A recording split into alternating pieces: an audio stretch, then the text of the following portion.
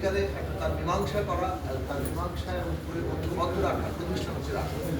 রাষ্ট্র পরিচালনা করে সরকার, সে কারণে সরকার আর রাষ্ট্রের একটা এক সরকার এবং রাষ্ট্রের মধ্যে যে পার্থক্যটা, ভারসাম্যটা, সেইটা থাকার জন্যই কিন্তু সরকারের যে কাঠামো, সেই কাঠামোর ন্যূনতম যে জায়গাগুলো সেগুলোতে রক্ষা করা, তার স্বাধীন এবং তার নিজস্ব আইন এবং এখতিয়ার অনুযায়ী কাজ করার সক্ষমতা, এটা যে কোনো গণতান্ত্রিক ব্যবস্থা অপরিহার্য।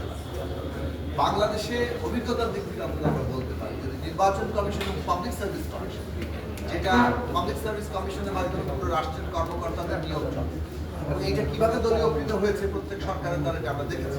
নির্বাচন কমিশন কিভাবে একটা অনুগত প্রতিষ্ঠান হিসেবে কাজ করেছে সেটা আমরা দেখেছি। ফলে আমরা যেটা মনে করি যে একটা তত্ত্বাবধায়ক সরকারের যে নির্বাচন আমাদের হবে, সেটা একটা জাতীয় নির্বাচনের ক্ষেত্রে সুরক্ষা, কিন্তু 5 বছর ব্যাপী বাই ইলেকশন সহ স্থানীয় সরকারের নির্বাচন হয় এবং সেক্ষেত্রে নির্বাচন কমিশন যদি স্বাধীন না থাকে, তাহলে আবারও সেই সব নির্বাচনগুলো সবই সরকারি দলের নিয়ন্ত্রণে চলে যায়। এইটা বন্ধ করতে গেলে নির্বাচন কমিশন এবং পাবলিক সার্ভিস কমিশন দুইটা রাষ্ট্রের গঠনগত জায়গায় সরকার এবং রাষ্ট্রের যে ভারসাম্য, সেটার জন্য একেবারেই অপরিহার্য বাংলাদেশে। এবং এইটার ব্যাপারে আমরা আমাদের লড়াই ভবিষ্যতে অব্যাহত রাখবো। আমরা আশা করি দেশের যারা এটা দ্বিমত করেছেন, বিএনপি সহ বেশ কয়েকটি দল, আমরা তাদের কাছে আহ্বান রাখবো, জনগণের যে বৃহত্তর আকাঙ্ক্ষা, দীর্ঘদিনের যে লড়াইয়ের মধ্যে দিয়ে উত্থাপিত দাবি, সেগুলোকে তারা পুনর্বিবেচনা করবেন এবং একটা ন্যূনতম ঐক্যমত্যের জায়গায় আমরা আসতে পারবো। আপনারা ইতিমধ্যে উচ্চকক্ষের কথা শুনেছেন। সোজা সাপটায় সহজ ভাষায় বলি যে আমরা উচ্চকক্ষের সাথে একমত, অধিকাংশ দল এখানে একমত।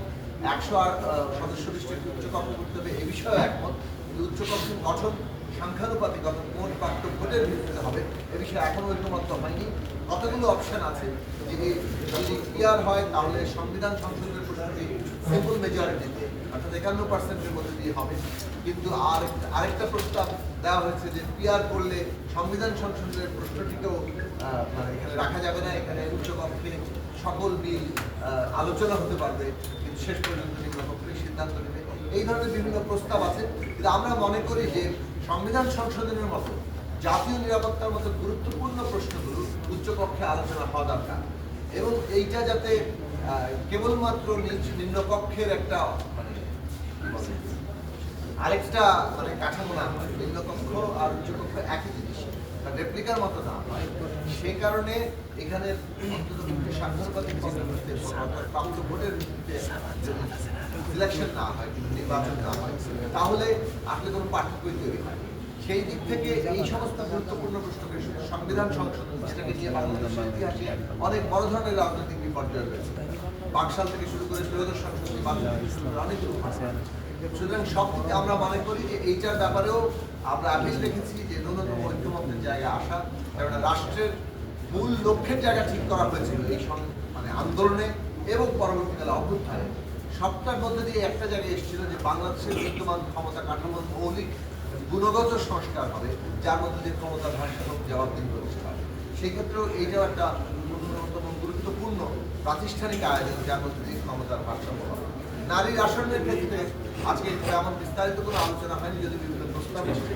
এইখানে যে প্রস্তাব দেওয়া হয়েছিল যে 300 আসনের মধ্যে সাধারণ আসন থাকবে, 100 নারীর আসন সংরক্ষিত থাকবে, এই নিয়ে মোট 400 আসনের পার্লামেন্ট হবে, সে নিয়ে একটা সাধারণ ঐক্যমত্য থাকলেও 100 আসনের নিয়োগ, 100 আসনের যে নির্বাচন পদ্ধতি, সেটা নিয়ে এখনো পর্যন্ত কোনো ঐক্যমত্য হয়নি।